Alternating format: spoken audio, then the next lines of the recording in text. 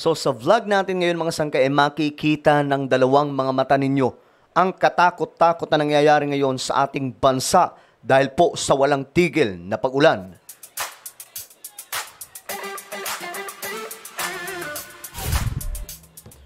Alright guys, alam nyo mga sangkay, ibang klase po itong weather natin ngayon mga sangkay, no? Malala talaga kung sa malala. At hindi naman po ito yung first time na nangyari, pero syempre, malala.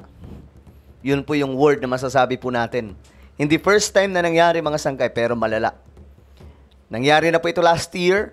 If you remember yung Karina, ngayon mga sangkay, nangyayari na naman, pero hindi po natin alam kung sa mga susunod na araw, mas magiging malala pa. Pero katakot-takot po talaga yung nagaganap mga sangkay at ang nakakatakot pa po dito kasi may mga dam na po, no, na umapaw na po mismo ang tubig. Yun po yung pinakadelikado. At hanggang ngayon mga sangkay, no, kahit nandito po ako sa studio, naririnig ko pa rin po yung pagragasa ng ulan.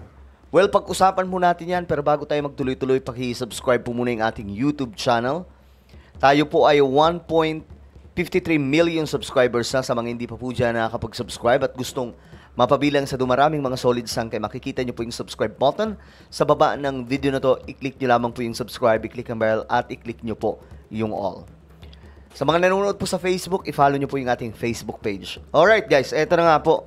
Diretso na po tayo. Extreme weather nagaganap po ngayon mga sangkay. Eto, makikita po natin ang Wawa Dam na umapaw mga sangkay. Na ang ibig sabihin lamang po niyan, delikado ang sitwasyon ngayon. No?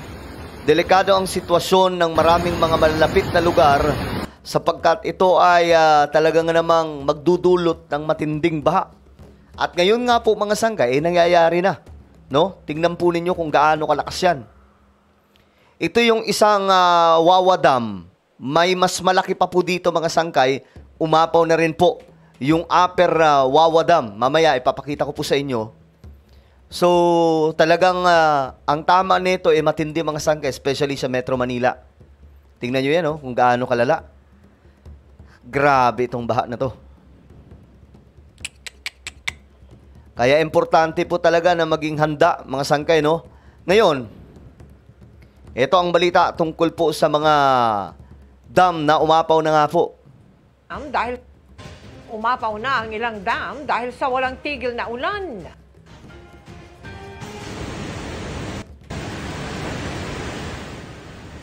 Yan yung Wawa Dam mga sangkay na pinakita natin kanina. Malakas ang ragasan ng tubig sa Upper Wawa Dam. Ayon si kay Rodriguez Rizal Mayor Ronnie Evangelista. Ito yung Upper Wawa Dam. Okay, yung pinakita ko kanina, ito mga sangkay, yan po yung nasa baba na Wawa Dam. Ito naman mga sangkay, ito po yung upper. Yung nasa taas, yung bagong gawa, no? At kung titingnan po natin mga sangkay, rumagasa na nga po yung tubig, ang lala pa po. Talagang apaw na po siya. Magsasagawa sila ng forced evacuation kung hindi gaganda ang panahon. Dumidiretso kasi ang tubig ng Wawa Dam papunta sa Marikina River. Nako, pagdating sa Marikina River, rekta po yan sa Pasig River. Naka-red alert na rin ang lungsod ng Pasig. Ayun, yun yung sinasabi natin. Sa Pag-asa, as of 5 p.m., nasa 135.69 meters na ang Wawa Dam na above overflow level. Nako. Posible ring bahain ang low-lying areas o mga barangay sa Tulyahan River. Ayan po mga kababayan. Delikado po ito. Kailangan po maging ready lamang kayo dyan. Huwag kayong pakakampante. Mamaya pagtulog nyo, saka naman rumagasa yung tubig. Dahil sa pag-apaw ng Lamesa Dam. Sabi Upper Wawa Dam, tapos yung isa pang Wawa Dam, yung luma. Tapos Lamesa Dam, pare-parehas po umapaw. Iso ng Pag-asa, as of 5 p.m., nasa 80.17 meters na ang tubig sa Lamesa. Lamesa, dalawang Wawa Dam, umapaw na. Oh, okay? O ito po yung upper, Wawa Dam to lower. Ito yung pinakita natin kanina mga sangkay. Sobrang lala ng tubig, oh. Grabe. Okay. So marami-rami ito at ito na nga po, nagkaroon na po ng forced evacuation. So gusto ko pong ipakita ito sa inyo mga sanggay. Baka maya may mga kamag-anak kayo sa Metro Manila, at least tawagan nyo po sila kung sila po ay safety. Kapatid nila ang Kauko News 5 correspondent. Andito tayo ngayon sa Barangay Manggahan, dito yan sa may Pasig City. Mga kapatid, dahil sa patuloy na malakas na ulan at habagat, ay sunod-sunod pa rin ang paglilikas ng mga tao. Dito yan sa Barangay Manggahan. At Okay, ito po yung baluarte ni Yorme Vico Soto. sa ating tagiliran ay nakahilera na nga ang mga tent na ito na pagtutuluyan ng mga residenteng apektado ng malakas na ulan at pagbaha. At nag-anunsyo na rin ang forced evacuation at pamahalaan Okay, forced evacuation na po ito doon sa Pasig City. ng Pasig City dahil nga sa tuluyang pag-apaw na Wawa Dam. At anunsyo na rin na bukas ay walang pasok sa lahat ng angkas ng pribado at pampublikong paaralan. Bukas yan, dito yan sa lungsod ng Pasig City. Okay, marami na rin po ang nagdeklara mga sangkay na wala nga daw po pasok today. Okay? Dahil po sa extreme weather. Alam nyo guys, hindi lamang po yan sa Pilipinas. Sa marami pa pong mga bansa nangyayari ito mga sangkay. Ultimo, America at China, no? Hindi na po kinakaya yung flood control system nila. Yung mga subway nila pinapasok na po ng tubig. Mas malala pa po sa Pilipinas. At may mga pumapanaw po talaga. So, yung iba dyan na makikitid ang utak, nasisisihin na naman ang gobyerno na para bagang ang gobyerno po ang nagbibigay ng pag-ulan. Hindi po. Kamangmangan po yan. May climate change ngayon. Nawi-witness po talaga natin ang effect, ang damage nitong climate change. Matitindi na po ang mga bagyo ngayon. Nakakatakot na kung iisipin. So ito yung sitwasyon mga sangkay sa Silangan. Sa Silanganan ba to? Yan, makikita po ninyo mga sangkay, sobrang lala ng tubig. Pinasok na po yung kanilang mga lugar, oh. Grabe yung mga tao. Ang bihira. Panic na po ito, mga sangkay, no? Ayan, oh.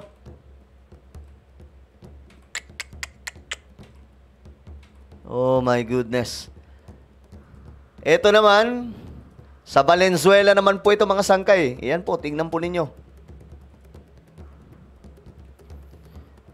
Puno na. Yung Jollibee, pinasok na po, oh. Ang bihira. Grabe tong ano ngayon. Ayan po. Ito yung highway nila. Papunta po ito sa ano.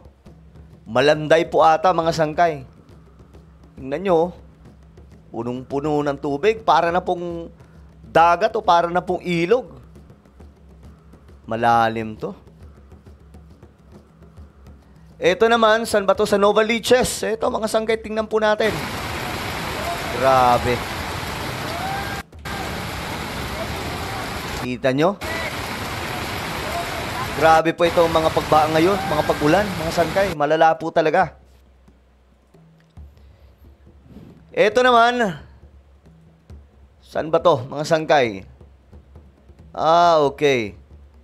So, Metro Manila pa rin po ito. Ayan, makikita po ninyo yung malalang sitwasyon, mga sangkay. Grabe, oh. Ayan, sa G. Tuazon, sa Quirino near Pandacan. Baha. Tignan nyo, along Quirino Avenue, 4 to 6 inches. Grabe. Ito naman mga sangkay sa Visayas Avenue, Sampaloc. Grabe. Ginawa na pong swimming pool ng mga kabataan. Ito, Cristobal, Sampaloc. Damka, Santa Mesa. Puno din po. Diyos mio, Marimar. Ito, San Lorenz Street, Barangay Damka, Manila.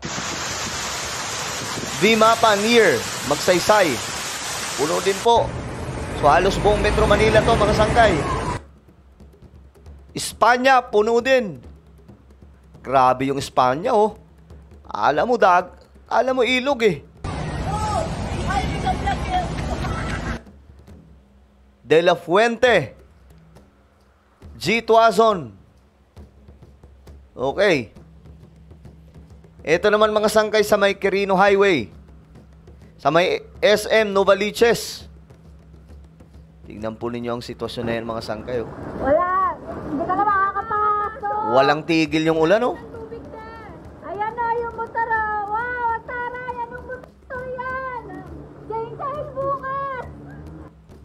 Oh, mahapang na motor. Grabe. Ito naman mga sangkay. Saan ba to? Pinapatigil na po yung ulan. Grabe.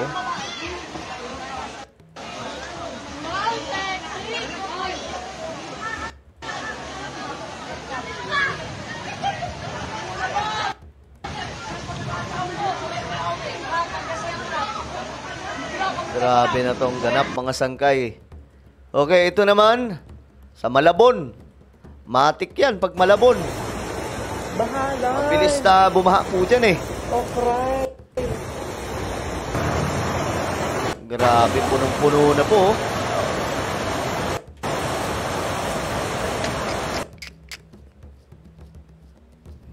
So, ito naman mga sangkay. Saan ba to? Sa may Manggahan po.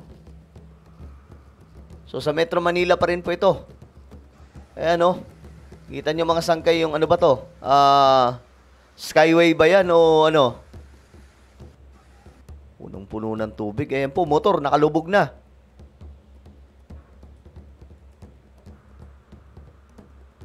Ito naman, ito yung sinasabi ko sa inyo. Hindi lang sa Pilipinas ito. No? Malala pa nga po sa ibang bansa kasi hindi lamang po ulan, may kasamang matinding hangin. Ito, tingnan nyo. Ganyan po kalala mga sangkay, oh. Tumitilapon sila dahil sa lakas ng hangin. So, ganyan po kalalakas ang weather ngayon mga sangkay. So, sa mga, yung iba dyan, makikitid po yung utak, sinisising gobyerno dahil po sa extreme weather. Guys, kamangmangan po yan. Hindi lamang po Pilipinas, buong mundo po yan, mga sangkay. Kahit po yung mga superpower na bansa na may mga matitinding flood control system, wala. Hindi po kinakaya. Alright, so ano po ang inyong opinion? Just comment down below. Mag-iingat po ang lahat, no? Yung mga nasa mababang lugar, lumikas na po kayo. Okay, meron po tayong YouTube channel, Sangkay Revelation. Hanapin nyo po ito ngayon sa YouTube. Kapag nakita nyo na, i-click nyo po yung subscribe, i-click ang bell, at i-click nyo po yung all. Ako na po ay magpapaalam. Mag-iingat pong lahat. God bless everyone.